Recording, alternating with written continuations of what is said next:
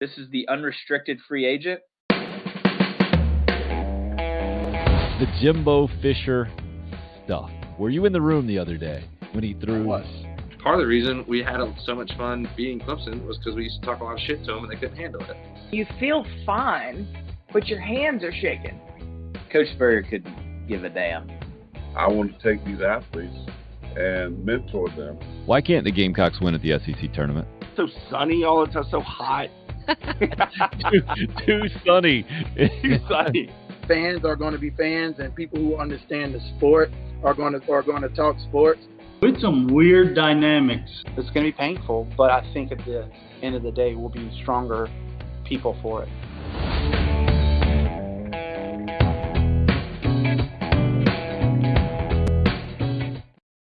And strong today. Welcome in, Tim Hill, unrestricted free agent. What are we on a Wednesday morning? We're right in the middle of the week.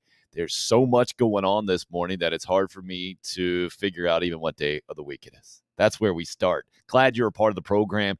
This is what I like to see. I'm in a great mood because, first of all, you guys are fighting to get in the first comment, and DC does it before 9 a.m. today with a happy hump day to Tim and everybody. Anthony in 10 minutes before the show starts.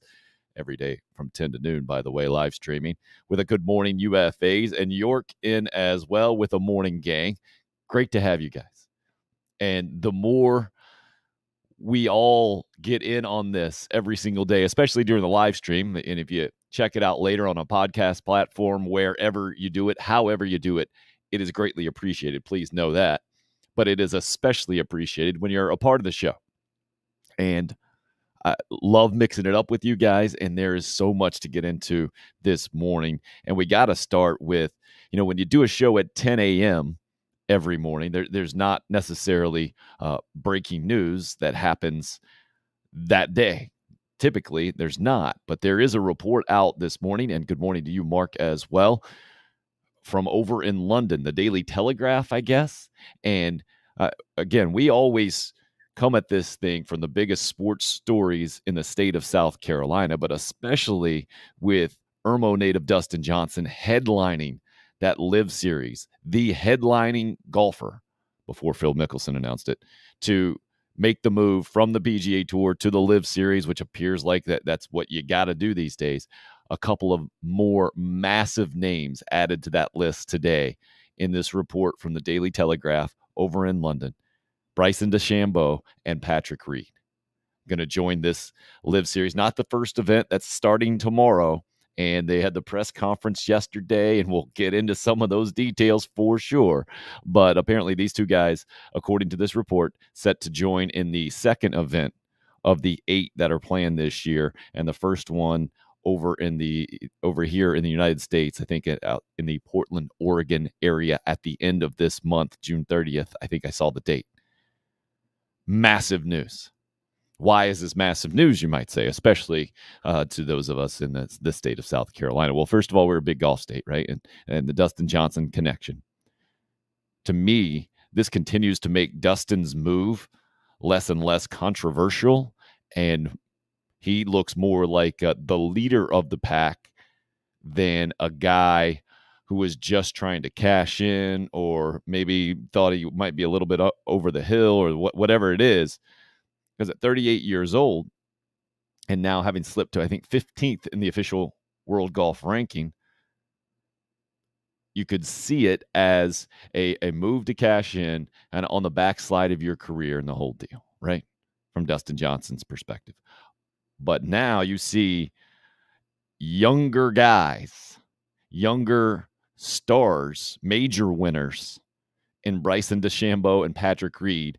And the really important part in this, from the golf perspective, is massive personalities, massive golf characters like Bryson and Patrick Reed, who are both very easy to dislike. Not a fan of either one of them, personally. I don't know how you can be a big fan. I guess both of them have some qualities that you can appreciate, but on the whole, both of these guys come off as similar characters to me. Now, Bryson Dechambeau probably more unfairly. I think Patrick Reed has completely earned his reputation with many question marks popping up along his golf path, starting in college with getting kicked off teams or voted to get kicked off teams in college and bouncing around a little bit. Bryson Dechambeau has just been really, really good for most of his career and can come off as I know more than you and not the most humble guy, let's say. But what he's been to golf, especially with the Brooks Koepka beef, has been massively important to the PGA Tour. So I lead with it this morning. First of all, it's the most recent news, right? And we'll certainly get into plenty of football stuff. North Greenville winning D2 College World Series last night in record-setting fashion. And there's a lot to get to today. But I start with this, and I think it's important to lead this discussion off because to me it signifies much more of a crack, much more of a shift in the golf power dynamic than just Dustin Johnson and Phil Mickelson going to this Live Series. Kevin Na, whoever else you want to throw in there, that was way down on the list, right? There were 42 names. Dustin Johnson headlined that at first, right? Then Phil Mickelson popped in there. You had the international guys, Sergio Garcia, Graham McDowell, older dudes, Lee Westwood, downslide of their career, not a big threat to the PGA Tour, continuing its dominance in the world of golf. You had Na and DJ resign. Phil Mickelson asked about it yesterday, didn't really comment on his PGA Tour status, didn't mention that there was a ban or he's going to resign. He was just quiet on it. And boy, social media loved Phil showing up at the press conference yesterday in all black. The funniest post that I saw, and I don't even know who did it, my apologies, was a picture of Phil and Dustin Johnson. Phil in all black, Dustin Johnson in a jacket and dress shirt, and it just said like new season of Narcos coming or something. The mileage that golf is getting out of this, I'm guessing there's somebody at the PGA Tour behind closed doors, maybe the commissioner himself, Jay Monahan, I believe is his name, or someone in the office. It makes me think that they might actually be just loving all this talk about golf, right, in the sports world, even if it is talk of a PGA power struggle and a monopoly being broken up and the whole thing.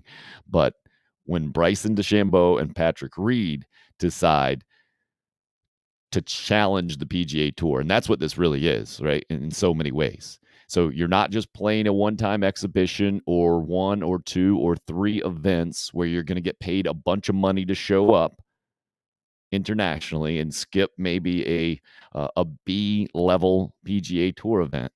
It was originally, I think, supposed to be 20 events. It has gotten scaled down to 8, right? And we need to talk about how they're going to do it. Yesterday, it is also fascinating to see how this is being reported in the golf world, right? Because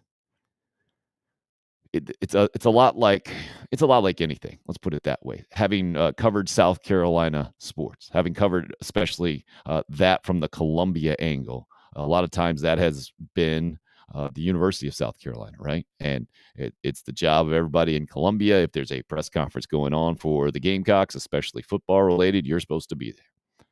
And I've talked about this before. Good morning to you too, Hope, on the YouTube live stream. And by the way, the link is there. If you guys want to pop in at any point and do the 21st century version of calling into a radio show, you're welcome. The more the merrier. Happy to have you. We can discuss. You got something to get off your chest, please use this as your forum. Would love to hear it, whether it relates exactly to what I'm yapping about or not. Feel free to pop in there. You guys have sought this show out. It's the least I can do to return a bit of a favor there. But my point was, when you are part of a beat, let's say, whatever it is, the Gamecock sports beat, Clemson sports beat, high school sports, did that a lot back in my first job out in Abilene, Texas, that I probably bring up way too much. Whether I've seen this talked about with presidential politics. If you're a White House correspondent, you become personally attached to the subject matter, right? It is not just information and then processed and put out there in the most unbiased fashion. It's impossible. We're not robots. We're humans. If you're in a room, you're seeing someone speak, you're also feeling it. And so you develop relationships with these people. A lot of times, I think it goes in one of two directions, right? That whoever's job it is to cover a specific beat puts up such a front or an emphasis to be unbiased that they become actually biased the other way. I think we've seen it in Columbia with specific. It was Ron Morris from the state newspaper who gained fame or became infamous for his beefs with Lou Holtz and Steve Spurrier, and it became pretty obvious to me that it had become personal between a coach and a reporter, a coach and a columnist, let's say, when that columnist's opinion comes off as hurtful to the program. That's when the coach took exception, both of those coaches, I think. And I think Ron dug his heels in, and it wasn't pretty in the whole thing. If you guys lived through it, you saw it, and you experienced it as well. I think most of the times it goes the other way, right? Whether you know it or not, whether you admit it or not, just the human reaction. Nobody gets into covering sports specifically, but even politics, I would say, without loving sports or politics, without loving the subject matter. So I think you develop as a human being covering a specific entity, a beat, whatever. You develop an attachment. And certainly everybody that covers sports wants to cover a good team more than a bad team. They would much rather cover championships than terrible seasons, winless seasons, the whole thing. I've seen Josh Kendall talk about it before, and he says, well, the extremes are always the best, right? Always the best subject matter, either really, really good or really, really bad. You just don't want something in the middle. I never thought of it that way. I just thought of it more as it's obvious that if you're covering a sports team, you would much rather go to a national championship than the Independence Bowl or whatever it might be. So I say all this simply to get to where we're going with the PGA Tour coverage right now. And some that I've seen, most that I've seen maybe, have framed this in such a way, the guys who write about golf, that it is just absolutely ridiculous, I think, because of the way that things have been. And I think we see this in college athletics a lot too, with everybody who's saying, oh, college football is doomed. It's the wild, wild west now with name, image, and likeness. And how can this go on? And everything is going to collapse. Really? Because we're going to talk more about football. Sam Pittman just signed for $6 million a year. Dabo Swinney and Nick Saban have been making more than that for years and years. There's been massive amounts of money for a long, long time involved in college athletics. And just because players haven't gotten any of that and the right people have gotten it, I think we've just become accustomed to that being the system. And it doesn't make any sense when you zoom out. But if you're covering it every single day, it's very difficult to zoom out like that. Good morning to Justin, by the way, hopping on the YouTube live stream as well. So this golf thing, I think, is really difficult for golf writers who have been in the system that is golf, the PGA Tour-led system that is golf forever, and now are seeing this massive threat, massive challenge, or just this massive competitor is probably the best way to put it, right? And they pose it as threats and challenges because the PGA Tour puts it in that way. That's their job, right? It makes sense for the PGA Tour to see it like that. It doesn't necessarily make sense for those covering golf to put it that way. But I think you get attached so much to what you're covering a lot of times that you're blinded in a lot of ways. And I think that's the coverage that we're seeing. Me, very zoomed out here, obviously sitting in my garage talking about this thing as the unrestricted free agent. I got absolutely no problems with competition. And that's what this is. How it bears out, I have no idea. And what happened yesterday makes me really question the long-term stability of this kind of series. Announced the team captains and the team names, and I guess Dustin Johnson is the captain of the Four Aces Club. I don't know how that's going to work, man, because golf is such an individual thing. I don't know if we're going to buy the team version of it. Like the Ryder Cup works because you can sell the patriotism aspect, right? And clearly the European squad has the chip on its shoulder, historically not being as good as the Americans, but I think not feeling as valued as the American golfers. And that thing gives us great golf theater. I think they should move it completely. Being a college football guy outside of college football season, that's a different deal. But this live series, they announced all the team captains. They announced the names. Like Niblick is one. There are a lot of old school names in there, and they're trying to weave it in a lot of ways, I think trying to be a little bit too clever, or too many PR guys, I think, have gotten their hands on this thing. And I'll be fascinated to see how it continues to work out, especially this first event, and then moving forward. But I'm all for it. Brian, on the Facebook live stream, individuals don't have an issue taking a new job for more money. Why should pro athletes? And that's what it comes down to ultimately here, is that these leagues, these entities, Major League Baseball, the Tampa Bay Rays have been in the headlines in the last couple of days, right? A couple of Tampa Bay Rays players, a handful, actually, 5 of them, I think, came out and said, we're not going to wear the patch that the team has told us they want us to wear celebrating Pride Month, I think it is, right? Gay Pride Month. They said our faith has us seeing this in a different way, and we're not going to do it. And there's a lot of support for that. Certainly, I retweeted Benjamin Watson, SEC Network analyst, former NFL guy from Georgia, I think from Rock Hill originally, mentioned that you can't have leagues forcing players to do things that go against their faith. And that weaves into this simply from the aspect of a lot of these guys from a personal standpoint, these golfers. Phil Mickelson, I don't really know his politics. Dustin Johnson, I don't know if he cares about politics. These Patrick Reed, Bryson DeChambeau, I've never once heard them come out and make any kind of political statement or try to tell people how to live their lives. Leagues oftentimes get into that. But what's not talked about too much, what's not dug into, I think, is a lot of the relationships behind that from a corporate standpoint.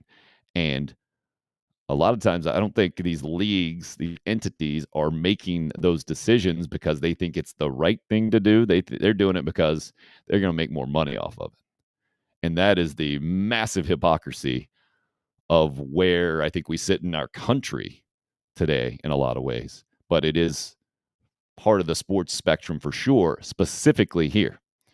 Teddy D weighing in before I just went off on my little tangent. So what he agrees with 100% might not be what I just said.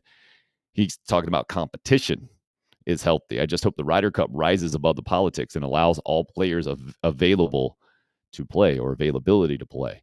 And that's part of that was part of the conversation yesterday. Dustin Johnson asks specifically, he says, critics out there will say that you're choosing money over your country if you're not going to be able to play in this Ryder Cup deal. And Dustin said, well, playing in the Ryder Cup has been important. He's enjoyed it. But if that's part of this thing, if that's part of the deal, ultimately this opportunity was too good for my family and I to turn down. And we all can translate that, and I can't wait. I'm hoping Patrick Reed will be this guy. I'm thinking he will be. That he'll come out and say what everyone just wants these golfers to say. Money was too good.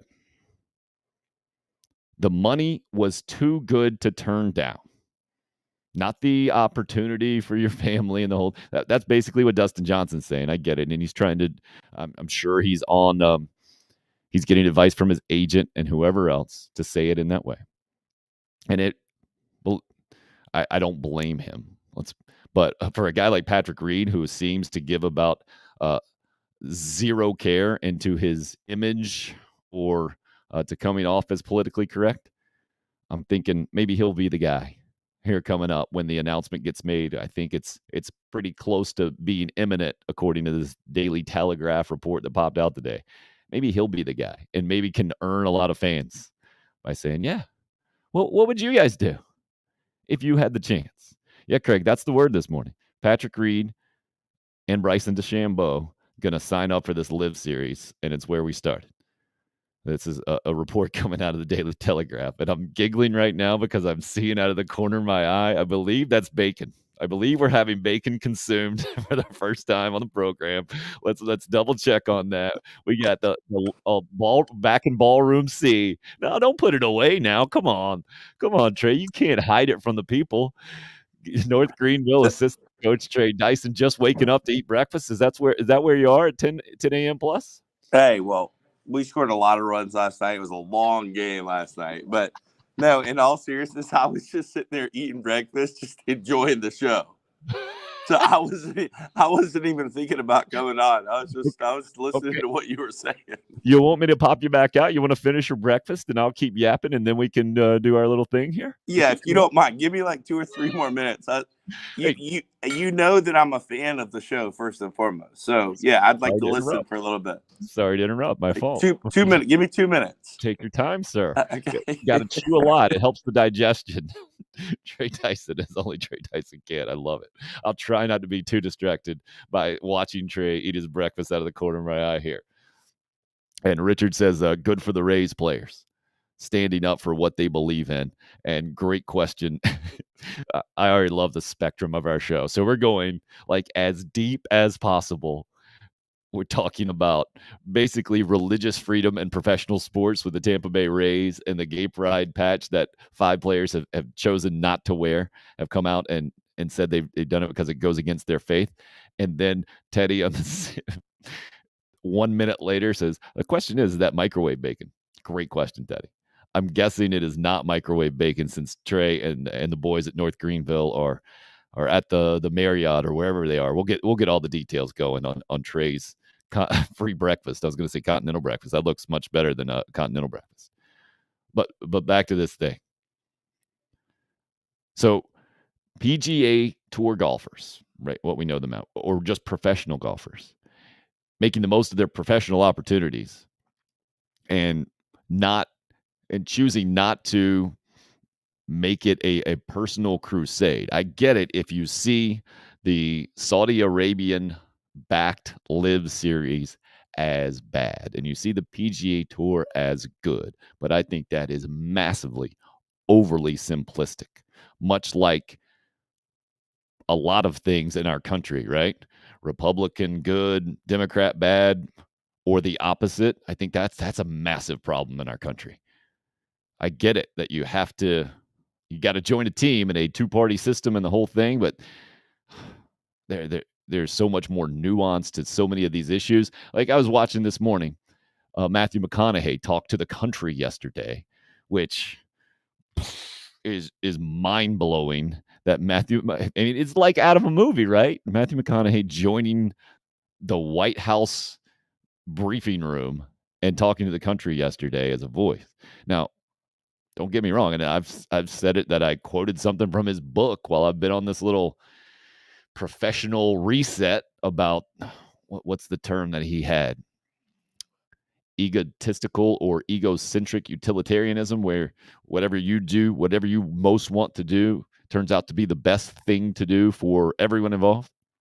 So I'm a fan. Don't get me wrong. I'm a fan of Matthew McConaughey, but I do have problems with us as a society propping up anyone who is famous, and then others following their viewpoints or opinions like they are ultra qualified to give them.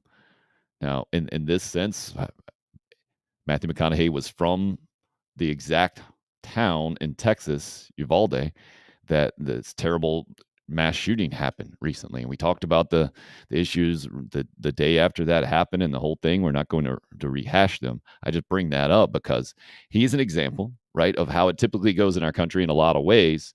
LeBron James, Colin Kaepernick, guys who have a platform in sports who choose to use it politically. I get that. I admire a lot of those people for it. But I also think we have to be very careful in not propping those opinions up to be anything other than it is one person's opinion, right? It is no more valuable than whoever is delivering your mail or doing any other job in the country. And that's where it gets a little squirrely, I think. And I only say that to relate it to these golfers, right? Because it would be one thing if Dustin Johnson, Phil Mickelson were crusaders of American freedom, and then they come and turn around and say, nah, I'm going to go play in this Live Series. They're going to go make a lot of money because that's what capitalism is all about. And you would do the same thing. And anything I've said about patriotism and the whole thing before, sorry, that's gone.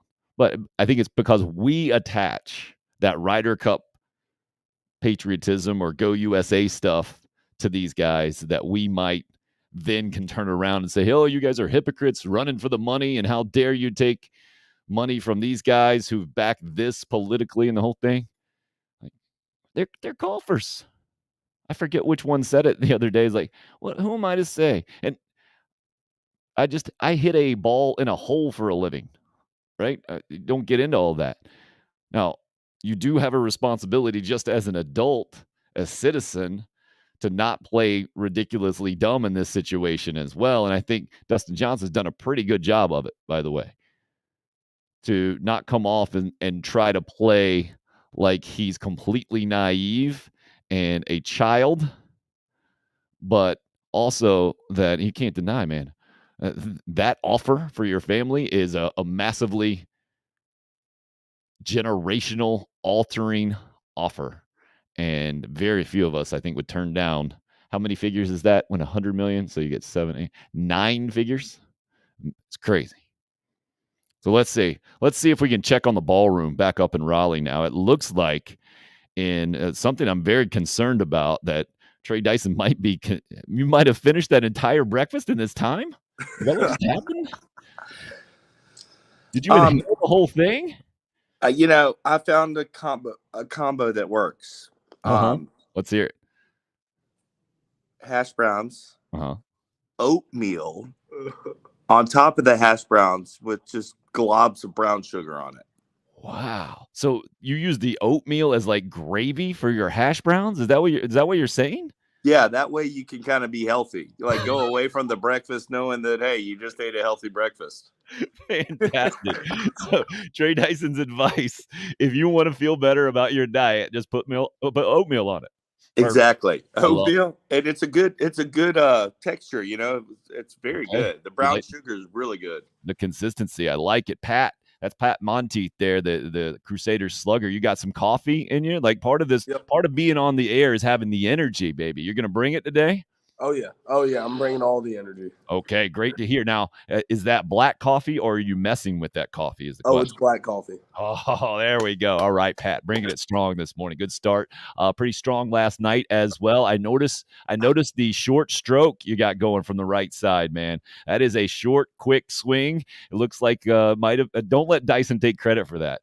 I noticed it on the highlights. I was getting ready to give Trey Dyson and Ryan Brown, our other hitting coach, all the credit. Now, is that only because they're right beside you right now, or do they actually deserve some credit? No, they absolutely deserve some credit. The kid doesn't yank a lot of homers, and he yanked one yesterday. So that was good stuff. Also leading off of the double, I think, to get things going, or maybe that was right after Stringer's home run that got things going for you guys last night. 18-3, the final score. North Greenville over Angelo State. I believe it set the run for run scored in the Division II College World Series and margin of victory in the Division II College World Series. I can't quite tell. I didn't see it in the post-game interview. You did or did not find the ski mask chain in the local Raleigh area, and that let it. Okay, there it is. Oh, yeah. Excellent. So right.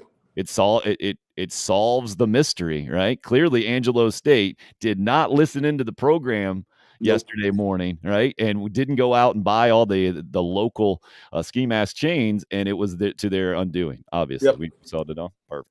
Unbelievable. Trey, you were whining and complaining quite vociferously on the program after a 3-1 win to start the D2 College World Series, because it's your job as a hitting coach to get some offensive production. And you felt like, I think, that guys like Pat over there made you look professionally unqualified and really unprepared. Really? With only 3 runs in game number 1. Is that too much hype? Did I go too far? No. I mean, yeah, you're right. We're chasing perfection always. 3 runs is typically not going to cut it, especially on this stage. But we had a great start from Reese Fields in game 1, and pitching did great. But you got to be able to hit the baseball in the postseason and in the College World Series. And thank goodness we hit yesterday. We came out on fire smoking yesterday. 18 runs.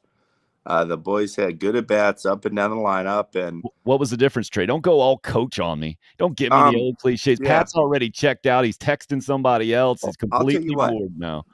Yeah, let's hear it. What was the difference in game 1 and game 2, Pat? Trey, you had nothing to do with it. I'll tell you what really does make a difference is when our leadoff hitter is swinging the bat good. That makes a huge difference, and that's Garrick Octavio. He was a batting champ a year ago. This year he's had a good year, but his bat speed at times has kind of been down. And he hit the ball. He stroked the ball yesterday, and the guy came out throwing 95 yesterday for Angelo State. The guy, I love it. Yeah, I mean that guy. Yeah. So he was smoking it. Wait a second. Munson? I don't know. You skipped over the lead to me. Your leadoff batter's first name is Gehrig. Yes.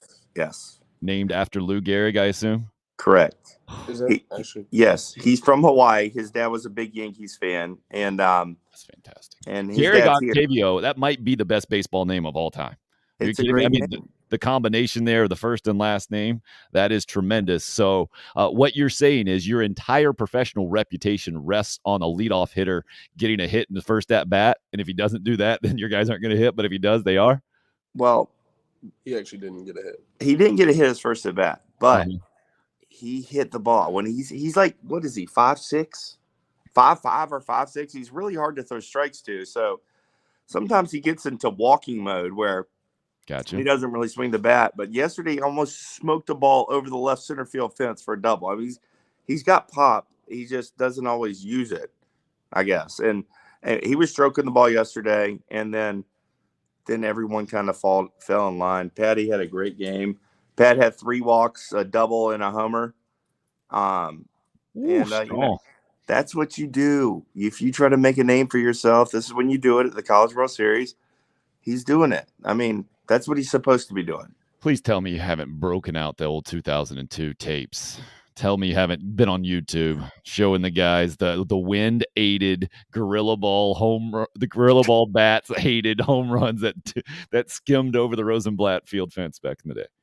There was a cheap one. There was also a good one in that same game. Well, the cheap one was the Oppo one, right? Yeah. That was a good one you yanked? Yeah. Okay, no, we don't do that. I mean, we don't do that. We just know that they know that they're expected to perform when the lights are on. Especially Pat. And he's done it the whole postseason. He crushed it in the Super Regionals, and he's off to a hot start here in the World Series. And he should be. I mean, that's the type of player he is. And I like the expectation there, just like on the show. I like what you just did, Pat. I believe you're going black coffee and water. Yeah, the coffee's down. we're hydrating now. But you already went product placement with the Hilton Garden Inn cup with the coffee there. Excellent work. All right. So what about the atmosphere last night in prime time there up in the Team USA baseball facility? How was it for game 2 for you guys? We were a lot more loose yesterday. The first day it was weird. We were like quiet, and I think that's why we kind of sucked. We're a pretty rowdy bunch. And yesterday we were rowdy, and that's kind of why we hit the ball, I think. Well, and now you're in the spot too. And Trey, you weren't there in 2002, right? You talked about it the other day. Georgia Tech smoked you guys in the opener, so you had to battle back through the losers bracket, and it was fighting for your life the entire time. You guys are in the 2012 Gamecock baseball spot where you're just cruising in the winners bracket. Can you feel it as a coach, Trey? Maybe I shouldn't ask you. Maybe you should pull over Landon in here. We'll get a more traditional coach's approach here. But can you feel it from these guys from just being able to relax now, enjoy things, be more themselves, like Pat just mentioned? Yeah, definitely. I mean, we're making deals with Landon before the game last night, like about curfew. If we win yesterday, no curfew. Which he agreed to, and then kind of backtracked after we won last night. Disappointing. But no, of course. I mean, yeah, we want the boys to have a great experience, really the whole time down here. But obviously, when you're winning, it makes it easier. But we have a big challenge ahead of us. No, you're going coach speak on. No, I'm just saying. I looked at like. We did a lot of studying for Westchester and for Angelo State, two of the 4 teams in our bracket. I mean, a lot of studying. But then on the other side of the bracket, this team called Point Loma from San Francisco. If you get a chance, look at Point Loma baseball homepage and just look at the setting for their baseball field. It's beautiful. It's beautiful. They got, I guess, the Pacific Ocean in the outfield. Yeah. Nice. Very nice. And, all right, wait a second, though. You're getting ahead of yourself. You can't – it's one pitch at a time, Trey. They're on the other side of the bracket. You're only going to meet them – do they do it in the D2 World Series like out in Omaha? You're going to have a best-of-3 championship series? Is that how it's going to work? Or do you know? I don't know exactly. I think if one of us loses a game, it could just be a one-game championship. I think he's right. Yeah, if you lose one, then we can be one and done in the championship. Okay, right. Interesting. So that's still a little bit ways off. You guys are going to play again tomorrow night. You're going to play a team that you've already played. It's going to be the winner of Angelo State and Westchester, and they're going to have to beat you twice to keep you out of the national championship. That's where North Greenville resides. It's a position of strength for sure. And now, as a coaching staff, I would imagine you got to make sure that guys aren't too confident. Is that a concern at all, or you guys good with that, having been the number 1 seed and dominated all year? I see that little smirk already from Pat. I think they might be good with that. I'm not too confident. No, trust me. We let them know not to be too confident. First series of the year, we played this team called Mississippi College in Mississippi. I think they ended up having a pretty bad year. We won the series 2 out of 3, but we did lose. When we lost the game to them, we almost lost 2 out of 3.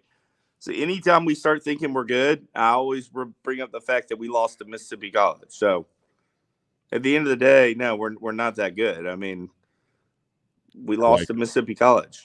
And what's the record now? 50-something and 10. 51 and 10. 52 and 10. Yep, I think it's something like that. We lost 10. You guys were tied with Angelo State, I think, going in last night with 51 wins, the most in the country, and it was 10-0 before they even got a hit. Gosh, Noah Takis was on the mound. He's amazing. Noah Takis, unbelievable. His numbers are so good, and the poor guy gets no recognition. He got no postseason awards. If you go to NCAA baseball and look at pitching stats, he's like the nation's leader in ERA, hits per 9, opponent's batting average. The kid has no awards, no postseason awards. Maybe if you start getting him to the show, maybe if Pat will allow him to get a little bit of airtime here on Unrestricted Free Agent, we can do that. I saw you went straight. You were zoning out in that Mississippi College rant that Trey was going on. You were checking out the chains. So how many do we have officially right now, Pat? It looks like Mr. T might be in a run for his money there.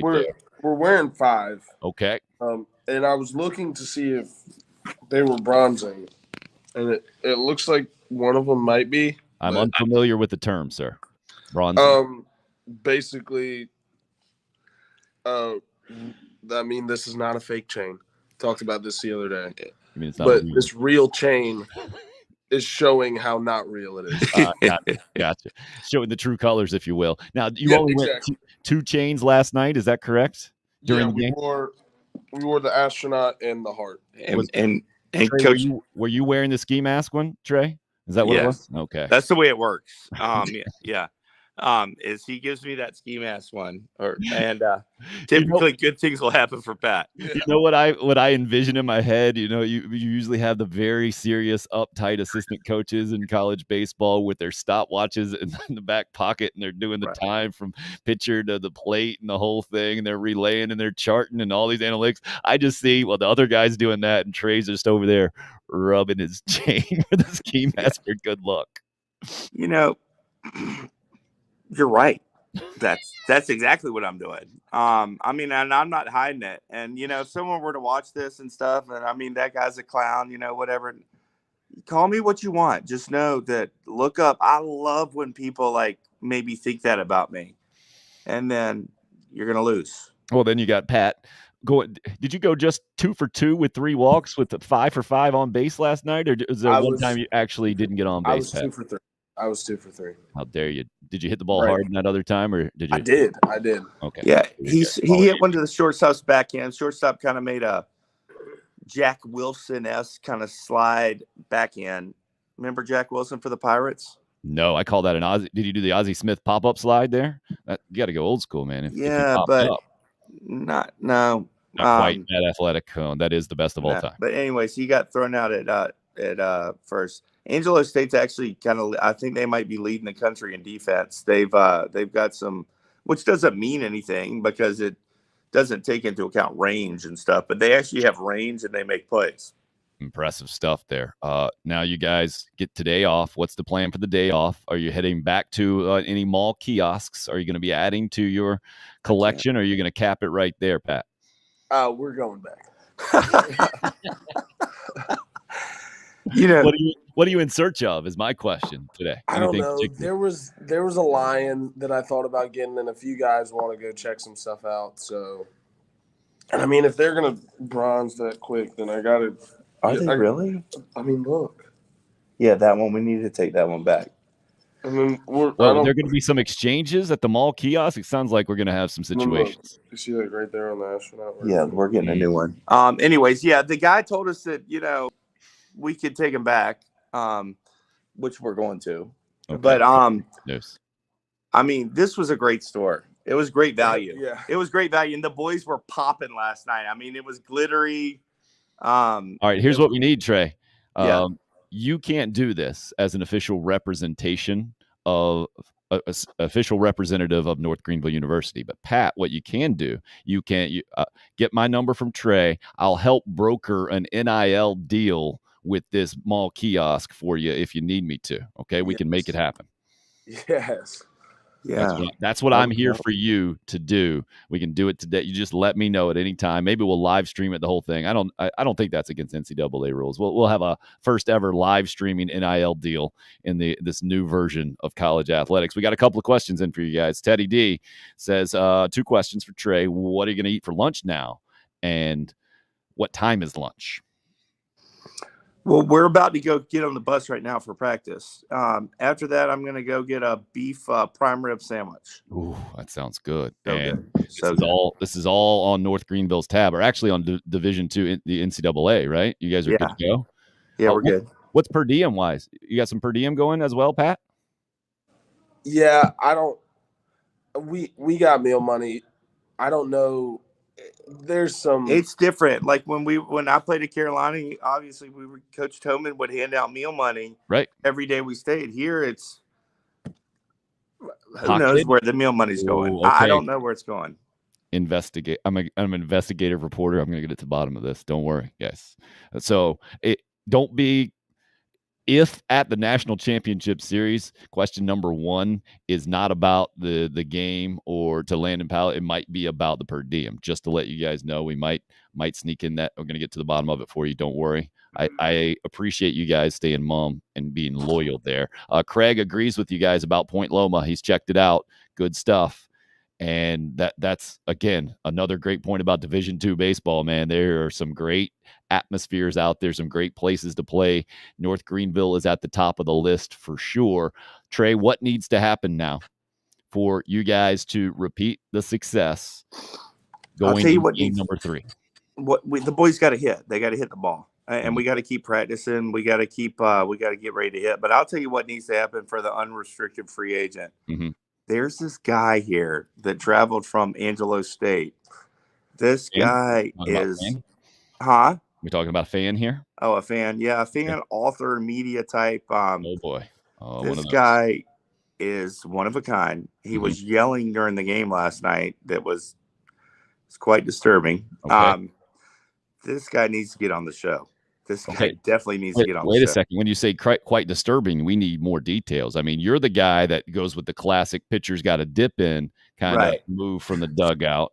What are we hearing specifically? I need specifics here to see if I agree with you that it was disturbing or if you're hyping this thing up from a completely biased standpoint. It was like 10-0. Right. And like most of the crowd had decent feel at that point. This guy just starts yelling stuff out. Just on a challenge play that the guy was wrong, but direct quote. What was he yelling? I need to hear some stuff here. He started yelling at Landon, saying that the guy had the foot on the bag. Anyways, did he expect Landon to say, "Yes, sir, I agree with what you're saying, sir"? I rescind the challenge. Listen, I like the guy. I think he's good for the game. Right. Anyone who's got interest in Division II baseball, I'm a fan of. They're good for the game, but he would be a great character for the show. Love it. I'm hearing awful back there. I just heard that. Oh. Wait a second. Now, is this guy sitting in press conferences asking questions? Will he be allowed to ask Pat Monteith, for instance, what did that pitch look like when you turned on it and popped it out over the fence? Or is he separate from the official massive media gathering there at the Division II College World Series? I think he's separate. Okay, so he's separate. Fair game then. It's fair game. Yeah, we got to get him on the show. Okay, so put your feelers out there. You're boots on the ground guy. I'll do what I can on social media, and we'll make this happen. All right? Maybe tomorrow, maybe the next, whenever. Especially if it's going to be a rematch with Angelo State, we got to do that. But it might be even more dramatic if a team that has won 51 games is eliminated today. I assume that's the elimination game today, right? Westchester and Angelo State. Okay, that's the thing about the losers bracket. I think Landon actually mentioned it in his post-game press conference, right? You don't want to play the night game and then turn around and have to play in the morning the next day, and that's where Angelo State is. All right, gentlemen. Looks like you might be done with us here. You got so many more pressing things. I really appreciate all the time. You got anybody else you want to get on? You were talking about the lack of exposure. We're gonna pose for our selfie here. Is that what we need to do next? Yeah, we need to do that. But Ethan Stringer, if he had a clue, he'd be down here for these podcasts. I mean, this is the unrestricted free agent made Ethan Stringer into the postseason player that he is right now. Well, you know how superstition goes, right? I can see Ethan Stringer making his triumphant debut. I think that was on maybe even the debut of the show, right? That might have been the first day of the show where you take us through the locker room, the clubhouse there. He gives us the whole towel story. Since then, I think he's been on an absolute tear, including a home run last night. So I can see him not popping on until maybe after you guys win it all. And then you can recount things. I got no problem with that. Also, I respect Pat being the hardware shower offer, right? And then clearly, as you have continued to appear on the show, you've gotten more and more of a clue at the plate and figured it out. That's good to see, man. Yeah, I'm gonna keep coming back. Okay, great to hear. Great to hear. I just love that you're unrestricted at the plate. 5 out of 6 last night on base. 2 for 3. I mean, that on-base percentage, impressive stuff. You're making a guy like Trey Dyson look good, which is no small feat, sir. Well done. Thank you. And he's a great player. And keep it going with the ice there. Good luck with the bronzing situation and the possible return deal going down there. Again, if you need an agent to broker a deal on your behalf, you and the team, however you want to do it, however you want to set it up, you let me know the details. We'll make it happen. Sounds good. Yeah, we should probably do that because, I mean, we are giving them free advertising. Trey, you can't do that. He has to do that. I have to. I know. I think of others first. I was thinking about you. You know, right. The we being not you. I got it. The proverbial we. How about that? Trey Dyson, Pat Monteith, North Greenville, continuing to roll at the D2 College World Series. Bring that. Okay, there it is. All right, we're gonna do. There it was. That was the thumbnail right there. Nice work, gentlemen. Nice work from the ballroom. Up in Raleigh, the Hilton Garden Inn we've now seen with Pat Monteith being a complete pro. Excellent stuff from North Greenville, as always, as we continue to follow the historical run for the Division II Crusaders, winning their first, or making it to their first ever College World Series, now winning their first couple of games. Good stuff there. And now I got my family bombarding me on the coach pitch all-star win last night. My aggressive third base coaching definitely won the game. Now that's my brother-in-law.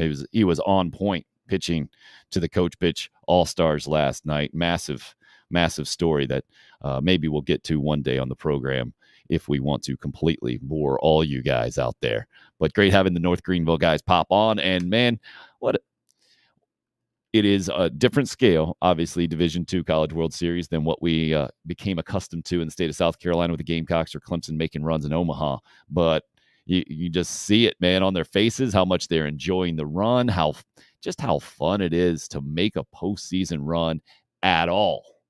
But to do it when they're doing it on the stage they're doing it for the first time in school history, having fun while they're doing it, having a coaching staff that recognizes that's been there themselves as players, and so recognizes how special it is and how important it is to enjoy it.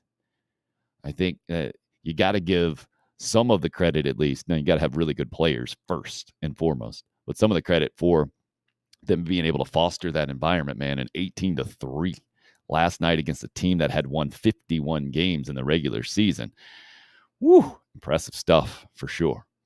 So going to get into a football conversation with former Gamecock quarterbacks coach. I think passing game coordinator might have been his official title, and G.A. Mangus coming up in a few minutes. That's the plan anyway. So first wanted to recap the biggest news of the day, the report out of London, the Telegraph, I believe, over there, saying that Bryson Dechambeau and Patrick Reed are going to join the Live Series. So not just Dustin Johnson and Phil Mickelson, a couple of guys up in years. Dechambeau and Reed much more towards the exact pinnacle of their careers, the prime of their careers, the word I'm looking for. That's the massive significance, I think, of this news. These guys not set to play tomorrow, but will be playing in event number 2. That's at the end of this month. Back here in the United States, the first one in the States over in the Portland area, I believe. But that's the report there, and an official announcement set to come, I think, here in the next few days, maybe as soon as today. Tomorrow is when that first Live Series event gets going, and they did the press conference yesterday, and the reporting on this thing was really interesting because a lot of, I think, the people who cover the PGA Tour were making fun of it or just pointing out how awkward things were at some points, and maybe the officials dealing with the reporters and the whole thing. Phil Mickelson speaking publicly really for the first time, I think, since making this decision, since the news came out, and was asked about his status on the PGA Tour, whether he was going to resign, whether he's been banned. Not saying anything on that right now. A different tack than we've seen. Kevin Na, I think, was the first one to resign from the PGA Tour. Dustin Johnson doing that as well. Phil Mickelson, if he's done it, not letting us know about it. I think he probably feels like, hey, the other guys, I think, did it kind of preemptively, that whole resigning before being fired kind of deal. I think Phil Mickelson, rightly so, sees himself as separate, as a different entity. Tiger, Phil, golf, Dustin Johnson, and other golfers. I think that's how I see the totem pole. So if you, in that order, if you're listening to this only while I use my hands to try to show you the totem pole, And I think Phil might make the power play and might understand that the PGA Tour coming out and saying, no, Phil Mickelson is banned, that all of Phil's fans, however many of them he has left at this point, will come out in kind of support of him and maybe against the PGA Tour, or maybe he feels like his power play in this situation is to stay quiet on this, and that can maybe even put pressure on the PGA Tour to change its mind or the whole thing. The USGA did come out recently, thank goodness, and say that those who have qualified for this year's U.S. Open, those players, even that they've moved on to the Live Series now, a guy like Dustin Johnson and Phil Mickelson specifically. I assume Graham McDowell is probably in that boat, probably a few other international guys. But because there was nothing already out there to say that if you jump to this Live Series, then you can't play in the U.S. Open, which the USGA is in charge of, not the PGA Tour, that these guys will be eligible to play in this year's U.S. Open. Tiger Woods also coming out recently and saying he is not going to play in the U.S. Open from a health standpoint. He needs more time to recover after the PGA Championship. But he does plan on playing the British Open, the Open Championship, if you really want to be a golf nerd. So the golf world right now, it could not be crazier in a lot of ways. That's why I recap that headline for you and let you know about that. From the Gamecock perspective, we'll get into this certainly with G.A. Mangus coming up. 8 Carolina players making Athlon's preseason All-SEC teams. Now, there are 4 teams, and Cam Smith was the only first-teamer, the cornerback. On the second team, it was Josh Vann out at wide receiver and Jaheim Bell at tight end. Then there were 2 third-teamers, Zach Pickens on the defensive line, Juju McDowell as a kick returner. And on the Athlon Preseason All-SEC fourth team, you had Dakereon Joyner as an all-purpose back, Javon Gwynn as well as an offensive lineman. I think Juju McDowell might have made that list as well, and then punter Kai Kroger. So you had 9 spots, 8 different guys getting some preseason pub. 8's a pretty strong number. Keep in mind, though, there are 4 preseason All-SEC teams in Athlon and every other college football publication using this time of year to do this, to kind of generate some hype, sell some magazines, or get some clicks, whatever they need to do. But 8 is a pretty healthy number. You'd much rather see more guys on the All-SEC first team for sure from the Gamecock perspective, but it means absolutely nothing ultimately when it comes to what we're going to see in 2022. And speaking of former Gamecock quarterbacks coach and passing game coordinator G.A. Mangus, I see that he's joining us right now, doing it very professionally on the road with the earbuds ready to go. Let's see how the mobile connection is working. Morning, G.A. How are you, sir? How's it going? Oh, perfect. Well, bright and clear and sunny. Where are you headed today, if you would divulge, or does it need to be an undisclosed location? I'm on the way to playing a member guest golf tournament, Manufacturers Golf Club up in Philadelphia. Great old golf course with a dear friend of mine, and see what we can do. So I'm on the road to Philly. Good stuff. How many member guests is this for you? I play with my dad and his little member guest thing every single year. That's the only time I get invited, and I only do it because I think he feels the family obligation. I get it. I'm not very good at golf. You are a good golfer, and I know this is at least member guest number 2 for you this golf season, right? It is 2 thus far, and I normally play in a handful of a year. So they're a lot of fun. You know, keeps competition. You know, that's what we look for. You know, coaches and ex-players, you got to find something to compete in. So those are just great events and a lot of fun. And all these, I'm very fortunate to have some friends in good places, and they run them. They're very well-run tournaments and a lot of fun. Good stuff, man. I was just talking about 8 Gamecocks on the Athlon preseason All-SEC teams. I know coaches don't think very much about this. This is all about the fan and the preseason hype and the whole thing. But when you got 8 different guys right now, it seems like the Gamecocks are in a lot better position going into 2022 than they have been in recent years, with a guy like Cam Smith getting all the national hype out at corner. You got a guy like Jaheim Bell coming off the big bowl game at tight end. Josh Vann had a good season as well. Where do you see some of these names for the Gamecocks going into 2022? Well, going into it, it's hard to tell. I mean, every season's new. Especially in that league. I mean, everybody's getting better, right? Nobody's standing still. If you're standing still, you're not going to last long in the SEC for sure. So it's, and the schedule changes a little bit every year, where it falls, where you're home, away, all that. So it's hard to predict. I've never put much stock on the preseason stuff. It's like Coach Spurrier used to say, this talking season, right? And I just don't, it's all about how you finish. When at the end of the year, if you're an all-conference player, an all-American player, or what have you, then that you've had the season that sometimes they predicted and sometimes not. Sometimes there's some people they don't even talk about their talking season and end up,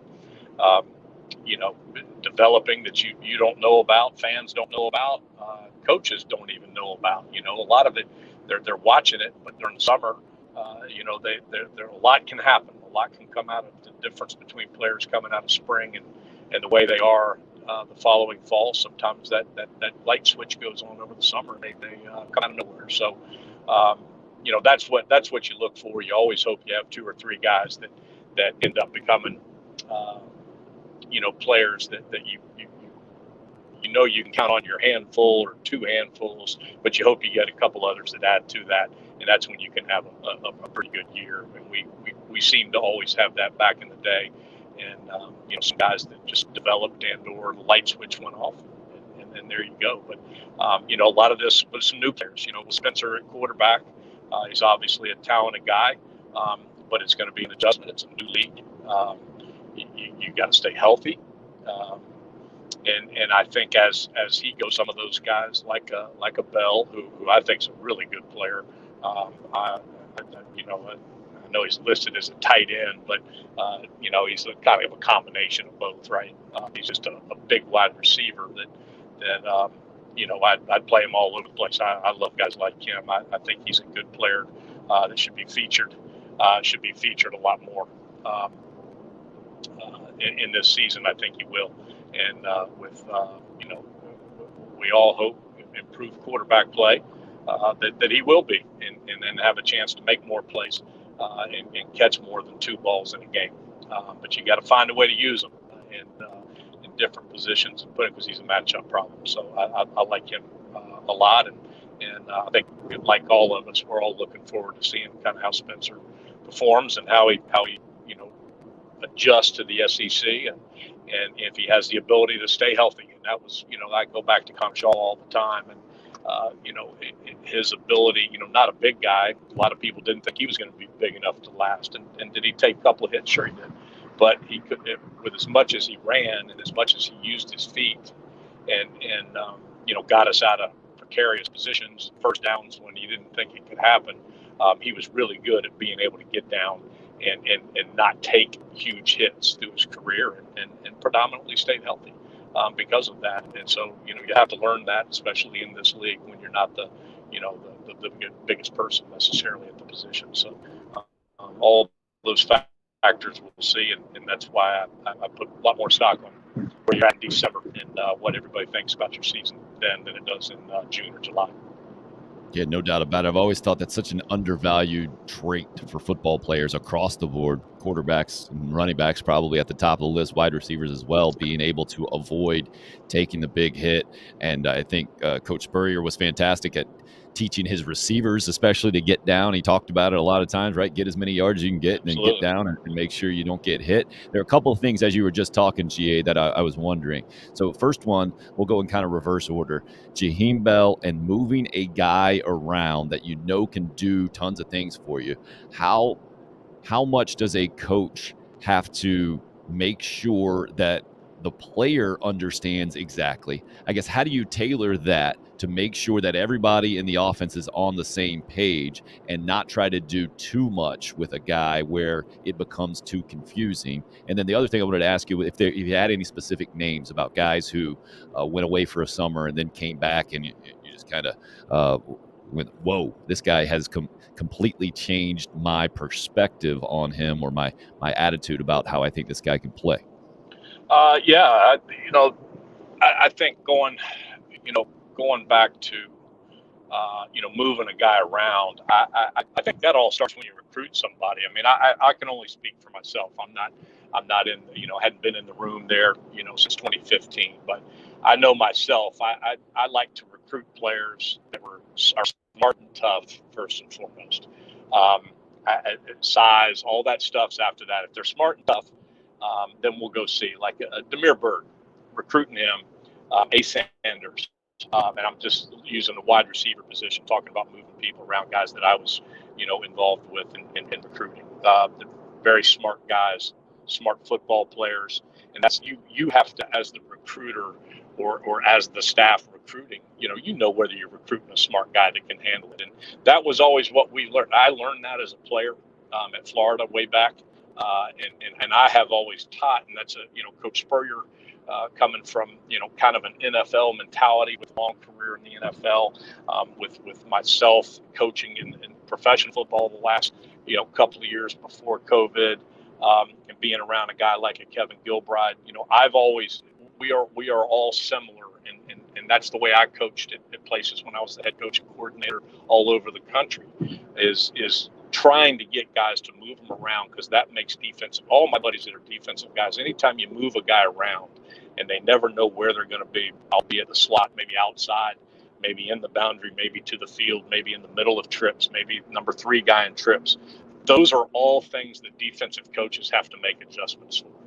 And so I've always been one, from the information I learned as a player, under a portion of that system, and then stuff I've picked up through the years and added myself.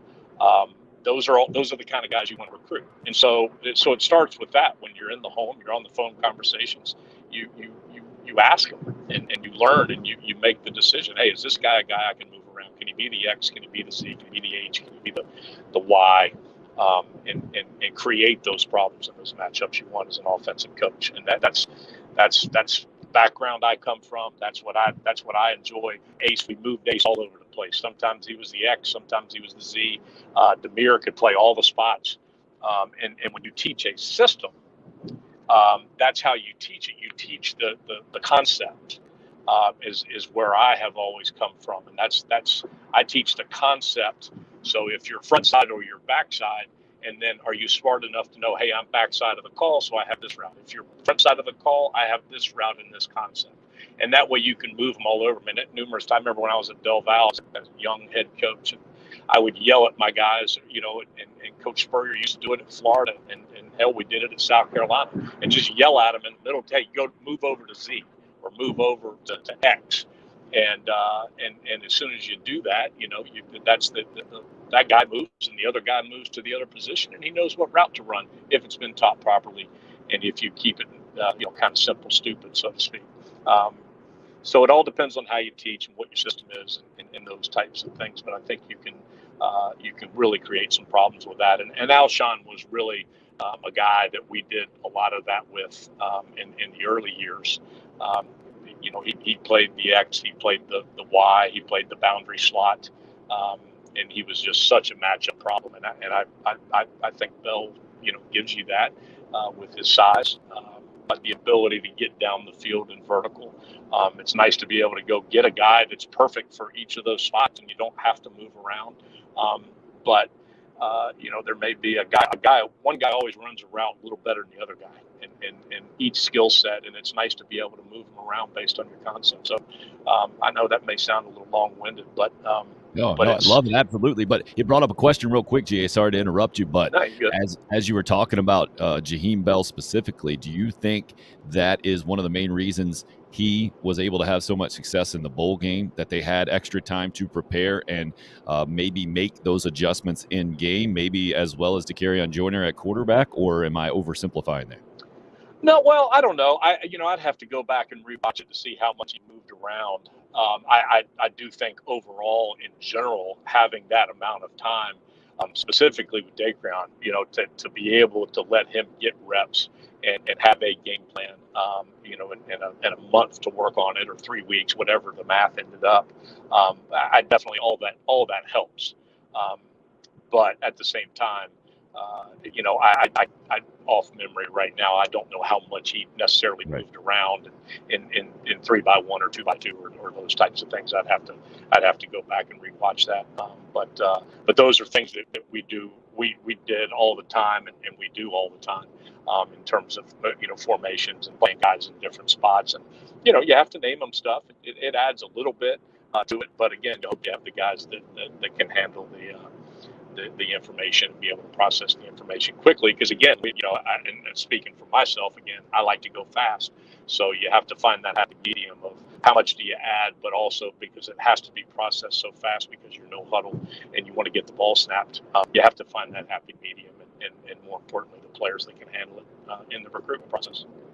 And Marcus Satterfield being in his first year as a coordinator at Carolina, Shane Beamer being his first year as a head coach, do you think they'll have a little bit more latitude, higher comfort level, trust in players to make adjustments in year number 2, now having been in the system, having more experience with those guys during those games? You would think so. I mean, I surely would hope so. Especially, Shane definitely will. Shane knows. I mean, Shane also has, you're going to have an adjustment issue with Spencer, right? Because he's, he just got there in the spring. But Shane's been around, so Shane knows what he can do. Shane was there when he was playing at Oklahoma. So, he has an idea of what he's doing. And those guys know what they're doing, or they wouldn't be in the position they're in. And that's what it's all about. That's what you spend the off season for. And get with those guys. And in spring, you hope to find some guys that may or may not come, with the light going off. And going back to the second part that you asked, guys over the summer, I go back again to Alshon, the prime example. Originally we redshirted Alshon when he first came in. And you never know when that light switch is going to go off, but he was there all summer. And then, the Monday Night Football, which is what we used to call it with the red shirts. And after we'd have our little practice on Monday nights or run around and make corrections and do a little skelly and some conditioning to get the weekend out, we always ended at the red shirts and walk-ons would go full pads. And then we'd have a little scrimmage, a little 20, 25 play scrimmage, and go over there and call it and just let them play and let them play in our system, because they spend so much of the time running other people's plays that are drawn up on cards. You want to make sure that they're learning our stuff at the same time and not taking a 4-month hiatus just running other people's stuff. They got to stay in the language and the concepts. And so I thought that was always something Coach Spurrier did. I'm going back to when I was a player. We've always had Monday Night Football, and after then you get it on tape, you watch it, and Alshon was making plays that other guys that we had playing at the time weren't making. And you get in there and you say, hey, how Monday Night Football goes. Coach was over with, he was over there with the varsity guys kind of running and all that. And you say, Coach, we got to play Alshon. We have to play him. I mean, he's making catches and making plays that we're not getting on Saturdays, and we need that. And took the red shirt off, and I believe his first game, if memory serves, hell, against Kentucky, I think he had 9 or 10 catches for 100 plus yards, and made a couple of back shoulder diving plays, low balls, or what were good balls, but other guys can't make those plays. And so, those things happen over the summer with quarterbacks and receivers because they get to work together so much. Coaches, back in our day, the coaches weren't allowed to be around much at all, if any. And so they had to do it. We'd give them the plan, the summer plan, and then they got to go work on it. And then you get the feedback from, like I always got the feedback from Steve and Connor, Dylan, Perry, name it. And those guys were out there working out when they say, hey, man, this guy's really doing. So you get some feedback. And then when you get out there in August, you're like, wow, these guys really made some strides. And typically it happens with the skill guys, the bigger guys. They're the ones that take a little longer to develop, or they have to, maybe they got to gain 50 pounds or what have you. So you have some of those guys that come out of the woodwork because maybe their metabolism finally slows down and they gain weight and jump in there. So it happens all the time. You hope it happens more times than not, because those are always additional chess pieces that you get to add that you necessarily might not have been counting on coming out of spring. Man, I think you're making Gamecock fans get pretty excited if they can extrapolate off of that, with Josh Vann having had such an improved year from last year. Now getting the summer with Spencer Rattler, with a couple of transfer receivers getting that time in Corey Rucker and Antoine Wells in with Spencer Rattler, and then Jaheim Bell maybe being able to develop a connection too. As you were talking about Monday Night Football, reminded me one time being in the media gaggle with Steve Spurrier early on in Jared Cook's career, saying, yep, they call him Little T.O. He was making some plays out there. And then obviously has gone on to a tremendous NFL career for sure. No doubt. Wanted to touch on the SEC news coming off of SEC meetings, right? It looks like the story goes, the narrative is they're going to decide now, as Texas and Oklahoma enter the league, they're going to move to one of two scheduling options, right? They're going to have one permanent opponent with 7 rotating games every other year. So you get everybody in a 2-year span, home and home every 4 years, right? And then the other option is 3 permanent opponents and 6 games, adding a conference game to a 9-game schedule. From your perspective, is it time for the SEC to play 9 conference games? I like your conference. You know, I think I've always been that way. When I was coaching small ball back in the day, you know, we played one out of conference game, and then you rotated. There was you 11 teams, and you rotated and played everybody in your league. So there was never a question of who was the league champion. There was no, you know, that's all great for fans to sit around and talk about as a, you know, off-season distraction. Hey, we didn't play this guy. This guy was our crossover this year. I mean, we had issues of that stuff in our day, but we never use it as an excuse. And the league, you know, it goes. The schedule falls the way it falls if you have it rotate. But I think the more conference games you can play, the better. Especially when you have a premier conference in the league, why would you not want to showcase those games as often as you can? That's just the way I look at it.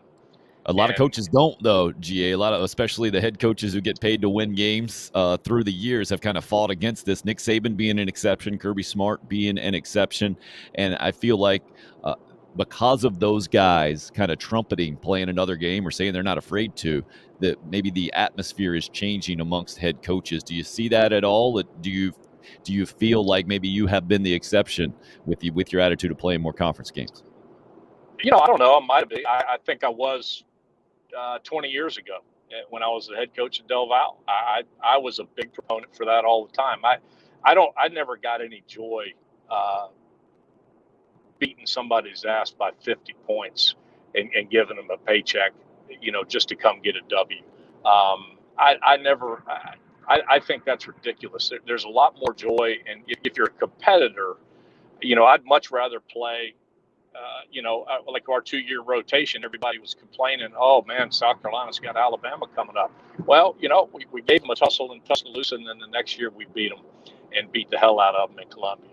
And that was a lot more fun than playing Kisgi Prep, just so we can get 90,000 people in there and sell some sodas.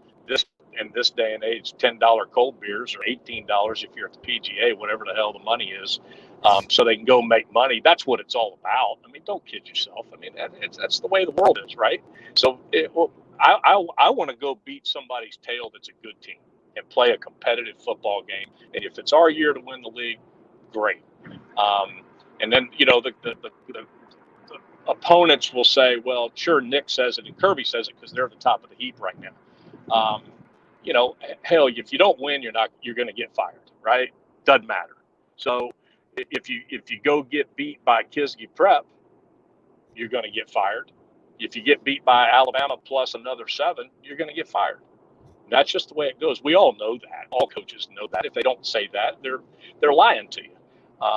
And so I don't think that matters. I think anybody worth the salt wants to play non-conference games and go compete for an SEC championship and have the closest thing you can get to a true conference champion, and then let it see where it lays in the future with 8 teams, 4 teams, whatever the hell they decide on what they're going to do with that. But I enjoy competition, and when you're in the best league in the country, let's go play. Great stuff, man. I think from my viewpoint, I think ESPN has so much power with the new deal with ABC, and they want more good matchups. I think they're going to be able to put enough pressure on the SEC to make that 9-game conference season happen, even with I know the narrative right now is they're discussing it and there's lots of details. I'm a little bit more skeptical. I think this deal has been made and this is where they're going to go, but that's maybe another discussion out there. Wanted to move on to another subject about a coach, specifically Sam Pittman over at Arkansas, cashed in recently, got now up to $6 million a year. What do you think of what Sam Pittman's been able to do? Obviously, Arkansas did not win a game under Chad Morris for 2 years in the SEC. Before Pittman got there, they won 3 his first year, turned around, won 9 games overall last year. The results kind of speak for themselves. Do you have any personal experience with Pittman specifically? I do. I met Sam, a long time ago. He actually, my old boss many moons ago, back in the 90s, Bill Cubit. He was my quarterback coach in Florida in '89 under Galen Hall before Coach Spurrier arrived, and we've been close, for many years. But he gave me my first full-time job at Biden University, and up in Philadelphia, and I.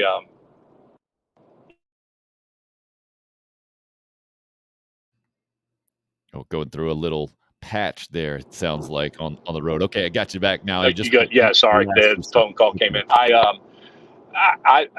Bill left and went to Missouri, so his path after we separated back in the 90s, and he took another job. He had Sam was his O-line coach, and then he became the head coach at Western Michigan, and Sam was his O-line coach. So they were together at a couple of stops, and I got to meet him many years ago, and I always thought he was one of the real good guys in college football. So I'm happy for Sam. I like to see the good guys get rewarded. I think he's done a heck of a job, considering, but that also, I'm sure that there was some talent there. You never know why stuff doesn't work out, but I'm sure the cupboard was not bare. And there was some players there, but I think what he's done there in a relatively short amount of time is been really, really good, and I think the players love playing for him. I think they love playing hard for him, and that's half the battle. I mean, there's a lot of good players in the country, and everybody has pretty good players, but can you motivate that 18 to 22 and get them to play maybe a little bit above what they are? And it seems thus far that Sam's been able to do it. So good for him.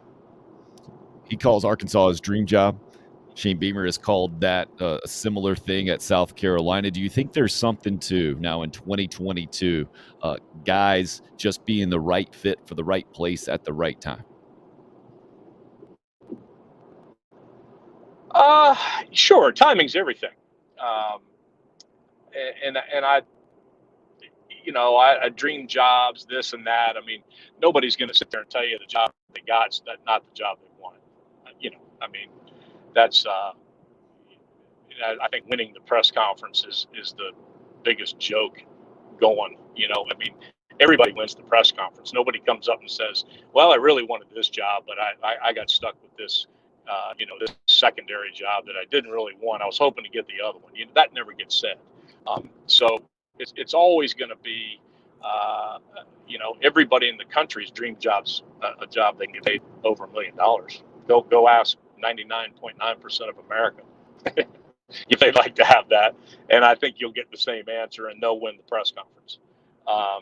So maybe the better way to put that, the timing's right, and I'm not saying.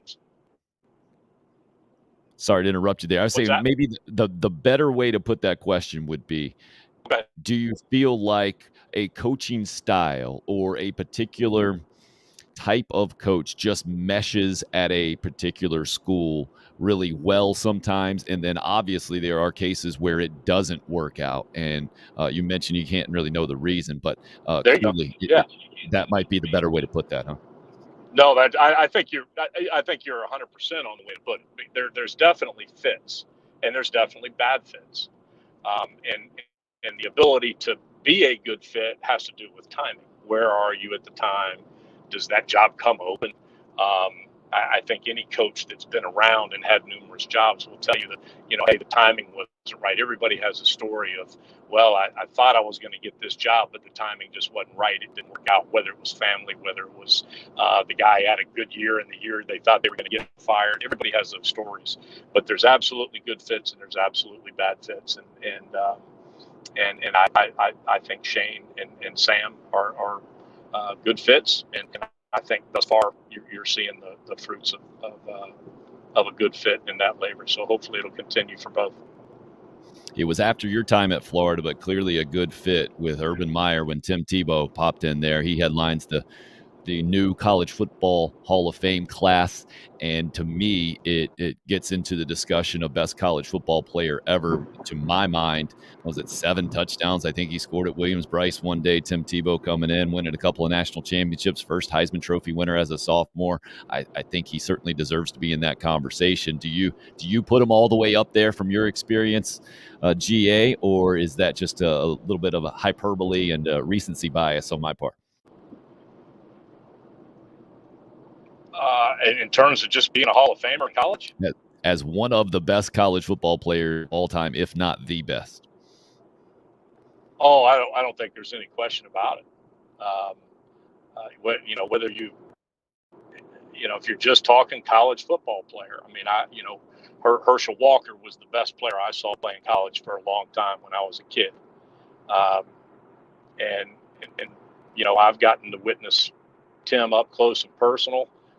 Gotten beat by him, been fortunate to get to know him a little bit through the years.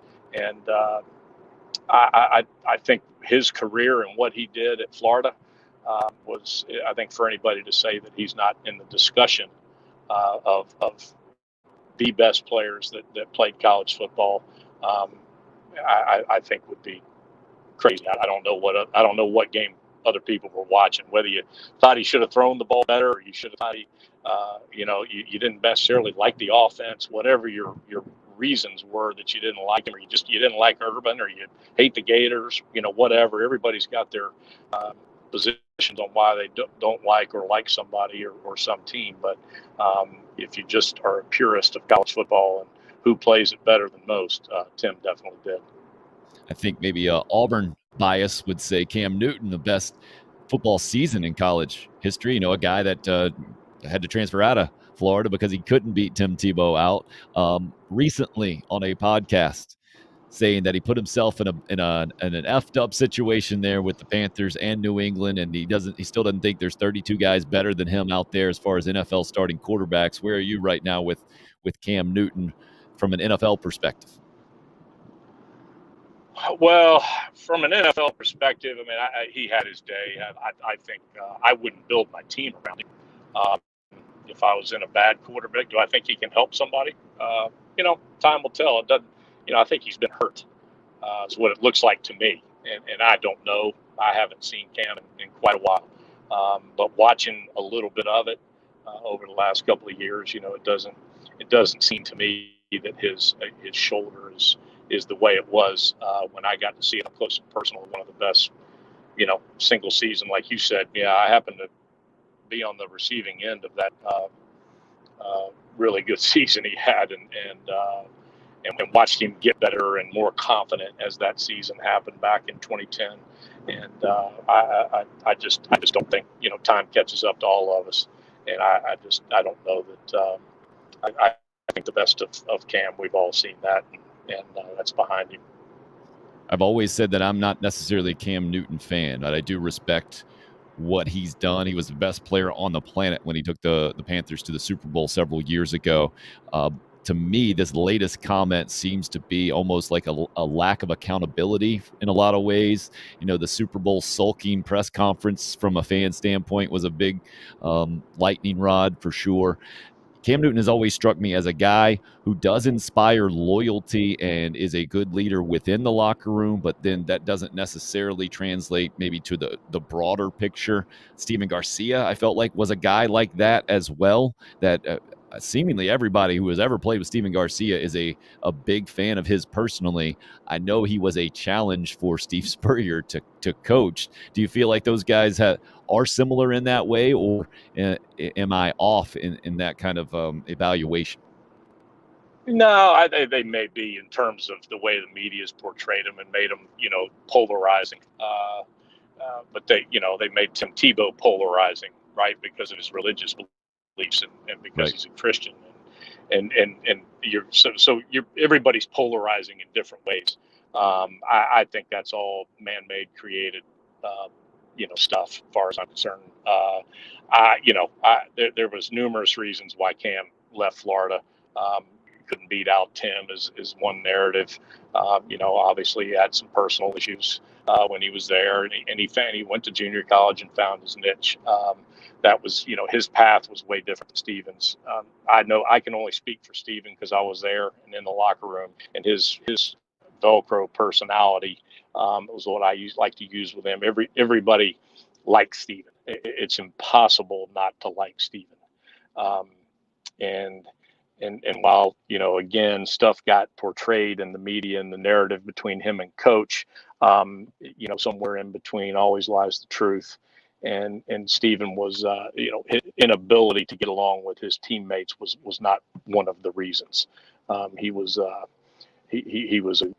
good teammate. His teammates love him. I don't know that I've ever heard one teammate ever say anything bad about Steven. I have heard teammates say stuff derogatory in terms of just being a teammate about Cam. So I think putting them in the same conversation, they're two completely different people. One had a really good NFL career, and the other one has moved on with life and having a great life in Tampa, Florida. So, but both in college, had their moments, and sometimes, and their ups and downs, like most kids do. Theirs just happen to be, more in front of the media because of the league they play in and the position they play. And the massive talent they had in production and the whole deal. Craig weighing in on the YouTube live stream saying Cam's good as long as there's no adversity. Then he becomes a 4-year-old. That might be a bit rough, but there is something to it, I think, to some degree. I mean, there was some adversity there in that 2010 season. He was able to overcome it. That long touchdown pass right before halftime in that SEC championship game is the one thing that sticks out with me. That and the long touchdown run when you guys were on the plains and battling out with them earlier in the season. Those are the two plays that really stick in my mind to you. So thanks for bringing those back up. Sorry. Hey, I totally understand. I get it for sure. I wanted to get into the other big the quarterback news these days is the Deshaun Watson deal, man. And do you think he's going to play for the Cleveland Browns right now? The latest is yesterday that 66 different women, I guess, were part of this massage routine that he had for 17 months with the Houston Texans. This latest one apparently has brought up more legal issues that say that maybe the end of the contract can now be voided by the Browns and the whole thing. How do you read this thing? Is it any different, I guess, than those of us looking at it from the outside? Because it's a mess, man. Yeah, it's a mess. I can only speak for him in terms of what I saw, and I've met the kid a few times back in the day, on the recruiting circle. He was from the same area as Connor, and saw him play in high school, and he had committed to Clemson very early in the process and all that, so it never really got serious at all. But you hate to see any person get in that, but when you have 66, and there's that 17 number seems to come up in headlines a lot here lately for some reason. But I just think with the league and all that, my take on it more is if those are going on and there's so many unknowns when that happens. Just look through the history of the league since all this stuff has come up with become a mainstream issue, and you come with suspensions and all that. Why in the hell would you give somebody $230 million guaranteed when you don't know any of the outcome? That's what I say. Like I look at it as the Browns. I try to give them a break about Cleveland. I've had some good times in Cleveland, but just can. How dare people try to call GA at this moment? Yeah, I know. You can't give $230 million to people when there's all those unknowns. Now, maybe the contract's written up that there's an out. Maybe there's not. I don't know. You haven't seen it. I haven't seen it. Who knows where the truth lies with all that stuff? But it's a bad situation. I think anybody, no matter what side of Deshaun you're on, or whether I just think it's like anything in life. Truth is hard to fathom sometimes, and it's impossible to keep it down. Eventually, the truth will come out, and whether or not there's been some falsehoods in it, somewhere lies in the middle. We're just going to have to wait and see. And I have always chosen on any of these things that come out. I never jump the gun and immediately take one side or the other. I like to let it play out, because as you see so many times, accusations and things that come out that we all have thought happened, and then all of a sudden they get proven to have not happened. So future tends to prove past, and we'll see what happens with this one. Hopefully in the near future. If it's the reason I bring it up, GA, is because the latest news here, I guess, put a number on this situation with the Houston Texans, and also apparently there was reportedly a non-disclosure agreements out there. There's seen in his locker and the whole thing, and that to me seems to change the details that were known in this one. But I'm with you. Obviously, tons of money are involved, and I'm skeptical with lawsuits in general to begin with, whenever there's so many dollars at stake. But you're right, it will play out, and there's no reason for anyone really to speculate on what they think might have happened in the whole thing. It's just when it comes to football now, you're right. The Browns are in a messy situation. They got themselves in there. RL says on the YouTube live stream, they also burned their bridge with their current quarterback, with Baker Mayfield just kind of sitting there. Hey, forgot about me, guys, or clearly you don't think I'm the guy. But that'll play out here in the next several weeks, months. Who knows how long it's going to go. Before we let you go, and really appreciate you popping on with us as you're on the move there, and impressed with the cell phone service and the whole thing on the way up to Philadelphia. I know you're a big golf guy. That's why you're making the trip. What do you make of the current golf landscape, man? The report this morning was that Dechambeau and Patrick Reed headed to the Live Series along with Phil Mickelson and Dustin Johnson. Yeah. I think competition makes everybody better. I've never quite understood there's fake outrage all over the world. And I don't, who knows what's real and what's not even anymore, half of it. And I think 8 tournaments, and with some of these guys, I don't think it's over by a long shot. I think there's going to be a lot more people go. I wish there was $4 million to the winner at the Manufacturers Golf Club member guest this weekend. I think that would be. I'm a proponent for that. If we can start our own member guest tour, and we can get maybe unrestricted free agent to sponsor it. But right now maybe maybe we can get. I'd like to have $40,000 given to the winner. So I don't blame anybody for doing it. There's 2 sides to every story. And what, the golf world is just a piece of the pie of connecting this whole crazy world together, and we'll see. I'm anxious to watch it. I'm going to watch it. I think when you start seeing DeChambeau and Dustin and Phil and these guys, even Kevin Na. Kevin Na won $38 million playing on the PGA Tour. But there's the PGA, there's the PGA of America, there's the DP World Tour. What's to say, another tour, and where the money's coming from. Hey, again, truth, it's hard to hide it, and eventually the truth will come out. But there's a story to it that we don't know, I can assure you. But in the meantime, I love golf. I like all those players. I like watching them compete, and it's just another avenue to watch them, and I'm going to watch it. Any personal interactions with Dustin, being a Columbia guy originally? I know he's been on the sidelines a time or two there at Williams-Brice. He has. Yeah, a few times. I always pull for him. I've been a fan of his for a long time, and play with some play some golf locally with a lot of his buddies and best buddies, and a couple of them that have really run around with him a bunch. And he's fun to watch. I've got a chance to watch him and follow him on a few occasions, a handful of occasions at tournaments and the President's Cup. I followed him one day and watched him win up in New Jersey years ago, and he's had a great career, won a couple of majors, and I think they're going to get to go play at majors again. And who's the PGA Tour to be able to tell you can't play? It's free country. You got to be able to go play and do whatever you want to do. So I think everybody knows how I kind of feel about all that stuff. So nobody can tell you can't go play. If you want to go play, go play. And who am I? I'm not here to judge. So go play. I hope he wins and continues his great play, because he's one of the best that's ever done it. That's for sure.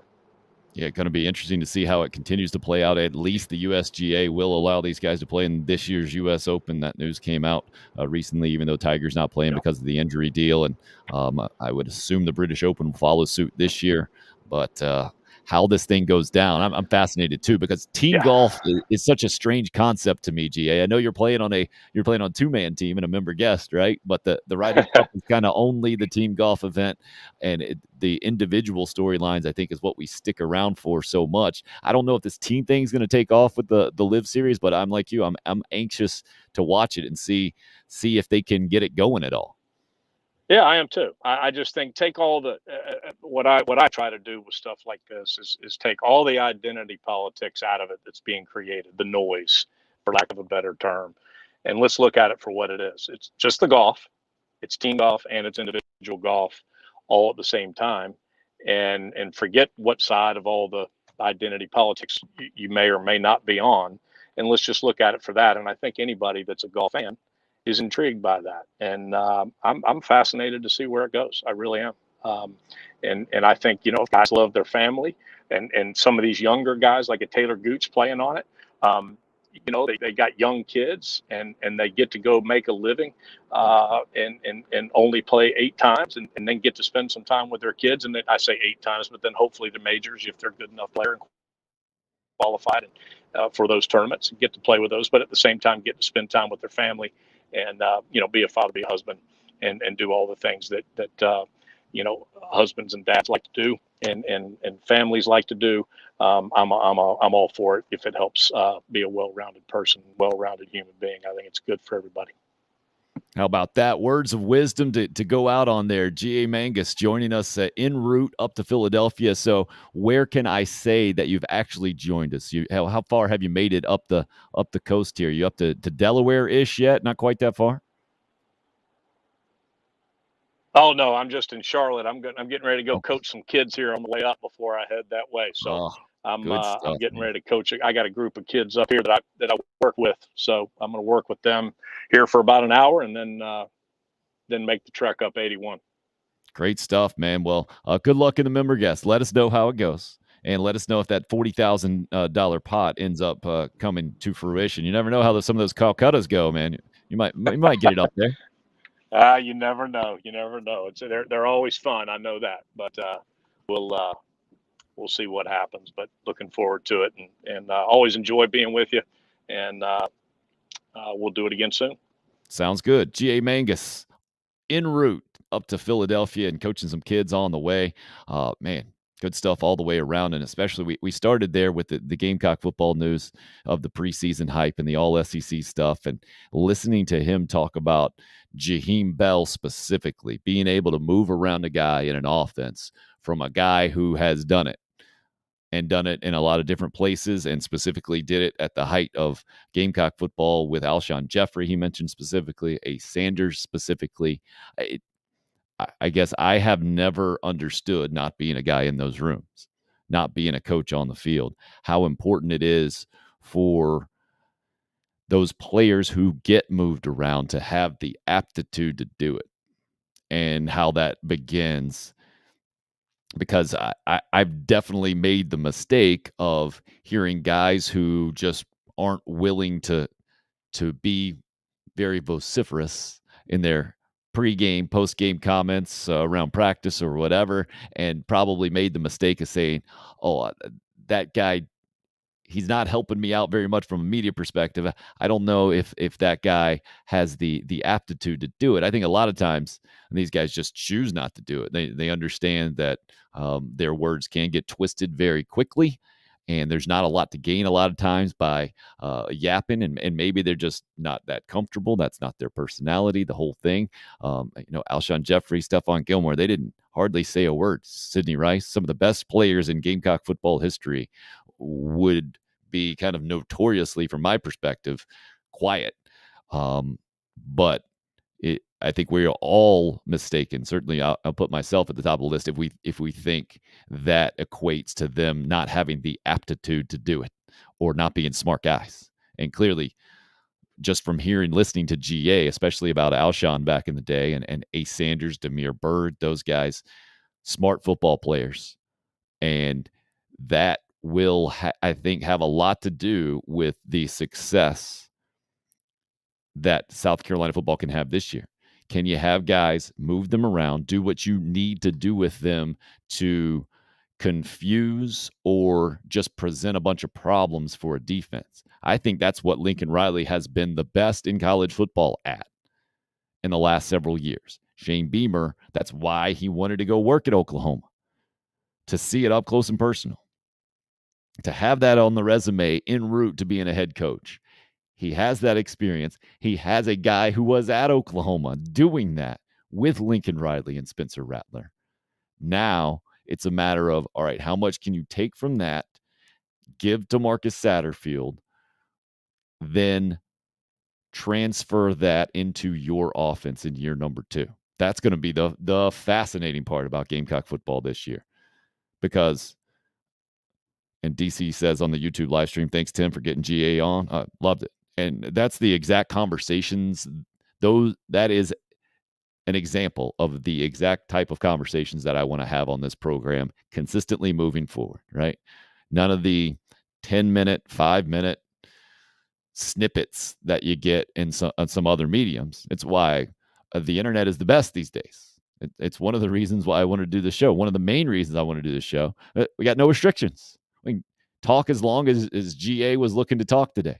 Talk as long as Trey and Pat Monteith could hang out in the ballroom eating their breakfast. And when that is kind of the parameter of the interview, it's not an interview. We're just hanging out. We're just talking. We're having a conversation. We can be real people and we can say real things as opposed to having to present it in a PR approved way, in a PC approved way. That's why I think we are.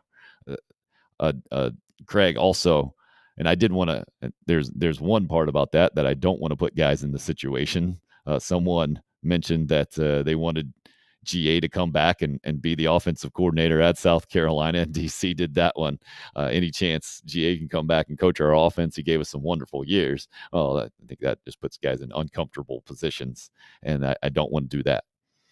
I want people to understand that they can come on, be themselves, and that they're going to get as fair a shake as possible being on this program. And I hope that's what you guys are hearing, and really appreciate guys like G.A. Mangus who are willing to come on and give their very valuable time.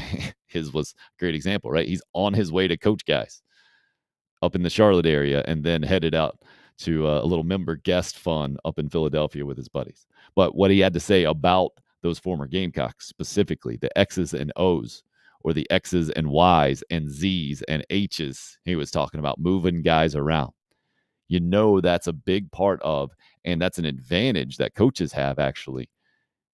Current college football coaches have the advantage over former college football coaches because you do get to spend some time now with your guys in the summer. You can be more hands-on as opposed to, it popped up on the internet recently. I don't know who put it up there, but I did see, I think Steven Garcia at least maybe retweeted it or commented on it, a specific plan, the hard copy plan that Steve Spurrier and G.A. Mangus had given him in a summer and an off season, the exact routine that he was supposed to go through, and why. I think it said a lot of times why doing this specific drill was going to help him and the whole thing, and how many he should do each and every day and the whole deal. That's one of the fascinating parts about social media these days. You get to see stuff like that you never would have seen back in the day, or not in the same way for sure. So getting GA's take on all of that stuff, the current guys, and the challenge that now the 2022 coaching staff has, having had such a good bowl game, offensively especially, and being that program that had 4 starting quarterbacks win games in season number 1 under Shane Beamer and Marcus Satterfield. Man, it's going to be good. Oh, Meredith said she just played in a member guest. I believe Meredith played in the member guest over at Lexington Country Club. So do we need to go play golf soon, Tim? You don't want to play with me, Meredith. You're way too good.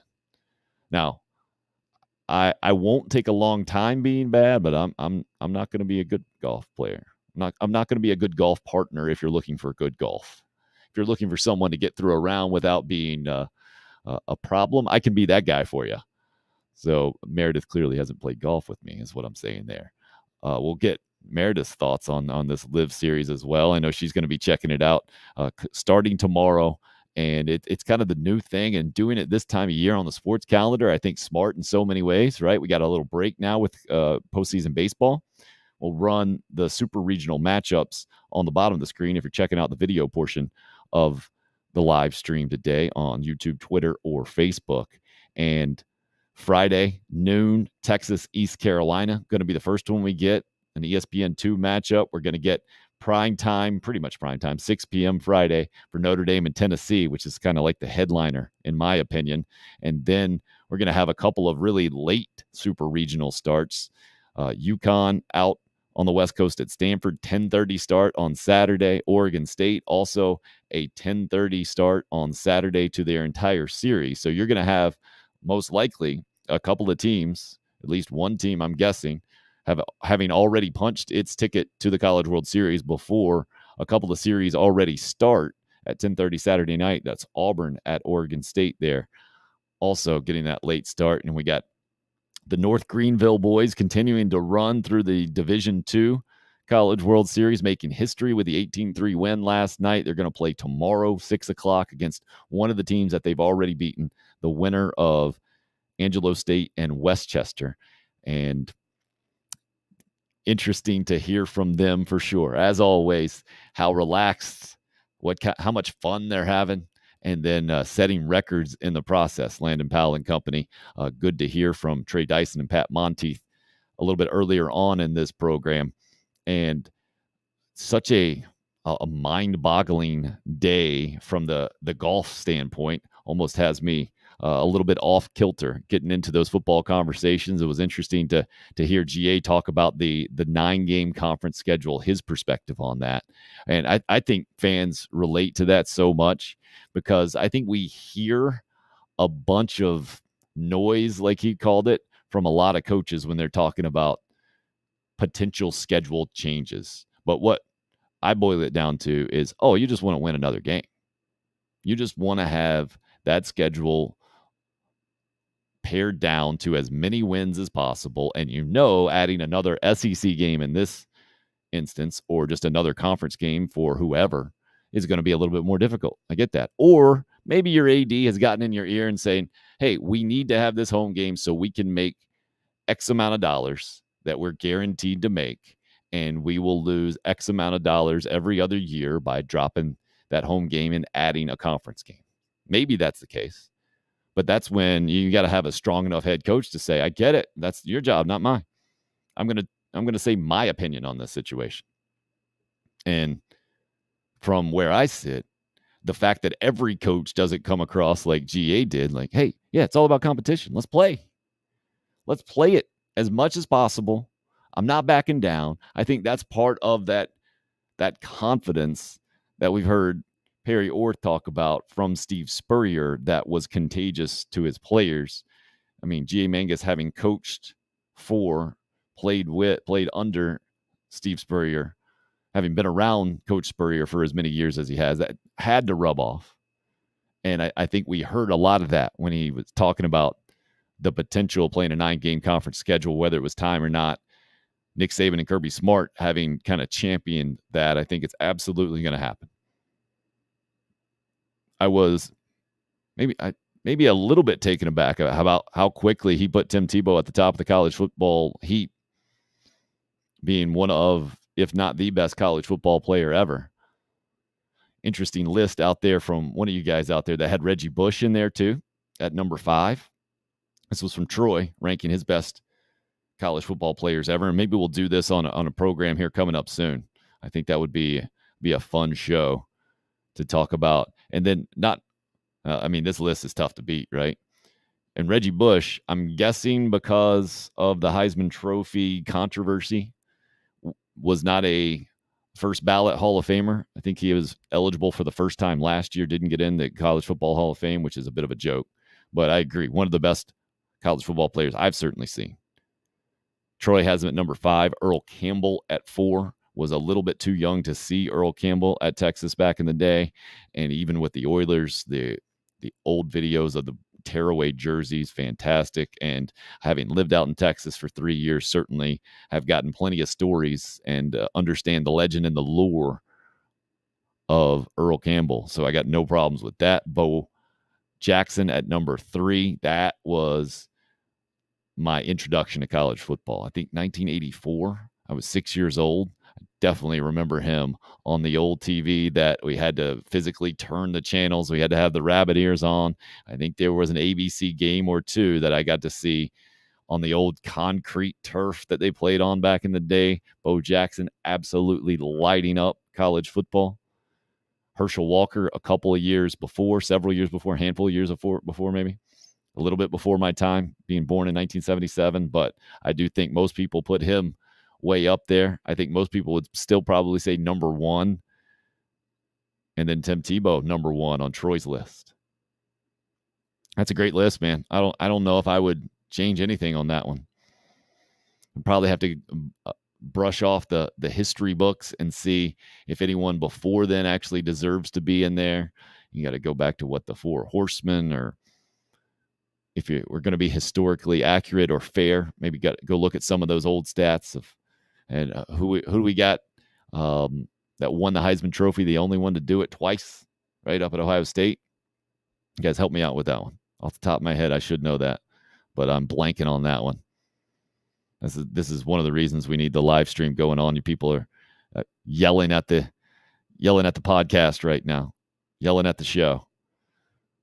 Certainly deserves to be in consideration. You win a couple of Heisman trophies. Yep. But number 1 overall college football players that I personally witnessed it, I got to go with Tebow, and I would probably have to put Cam Newton in there too, in that top 5. Even though it was one season, it's tricky, right? We're talking about one of the best seasons in college football, which is it's kind of how you have to do it for some people, but maybe not. Yeah, if you're going career, you can't put him in there. Basically, just having one season in college football, it was the best season I've ever seen. And somebody else made that point earlier, how Cam didn't have the supporting cast that Tim Tebow in Florida had. Yeah, he didn't have Percy Harvin as one of the best college football players also I've ever seen. It'd have to be top 50 for sure, maybe top 25, maybe more than that. Just a Swiss Army knife, and you talk about explosiveness and can score at any time in multiple ways. Percy Harvin is at the top of that list for me in college football. Sterling Sharp, well, maybe he would be number 2 to Sterling Sharp. Showing a little Gamecock bias there. But it's a fun conversation to think about the College Football Hall of Fame ballot popping out and Tim Tebow being on there for the first time, being a first-time guy. There were several first-time guys who didn't get on, along with Reggie Bush last season. Those guys being Tim Couch, Warwick Dunn, Ray Lewis, a couple of big-time names there that I think will eventually get in the College Football Hall of Fame. Just didn't do it as first-time or first-ballot guys. I put other first-ballot guys this year in that category. Alex Smith was a really, really good college football player. Ryan Leaf was a really, really good college football player. I don't think they're going to be first-ballot Hall of Famers like Tim Tebow. Maybe it's because they're also on the same ballot as Tim Tebow is this year. But that College Football Hall of Fame, nowhere near the pomp and circumstance as the NFL Hall of Fame, or the Pro Football Hall of Fame, I should say, and the Baseball Hall of Fame up at Cooperstown.